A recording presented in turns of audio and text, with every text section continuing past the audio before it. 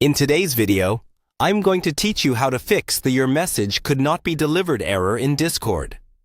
This error can be frustrating, especially when you're just trying to chat with friends or send an important message. In this walkthrough, I'll explain why it usually happens and show you exactly what to check so you can get back to messaging without interruptions. First, when you see "your message could not be delivered," it often means something is blocking your message before it reaches the other person. A very common reason is privacy settings. Start by opening Discord, then click on the user you're trying to message. If you're not friends with them and you're not in any shared server, Discord might prevent your message from going through. To fix this, send them a friend request first. Once they accept, try sending the message again. Next, check whether the person has blocked you, or if you might have blocked them by mistake. If someone has blocked you, Discord will not deliver your messages to them at all. You won't get a detailed notice about it, just that your message could not be delivered.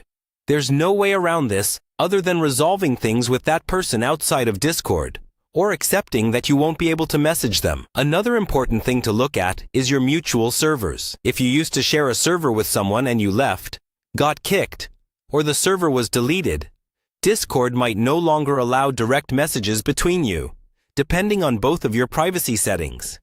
If you know you used to talk in a certain server, see if you can rejoin that server and then try again. Now, let's talk about your own privacy and safety settings. Go to User Settings, then navigate to Privacy and Safety. Look for the option that controls who can send you direct messages from servers. If this is turned off, or if you've disabled DMs from specific servers, it can interfere with messaging people you only know through those communities. Try enabling direct messages from servers you trust and then resend your message. You should also confirm that the user you're messaging still exists. If their account has been deleted, disabled, or banned, Discord won't be able to deliver anything to them. Sometimes their profile picture or name might still show up in old chats, but new messages will quietly fail.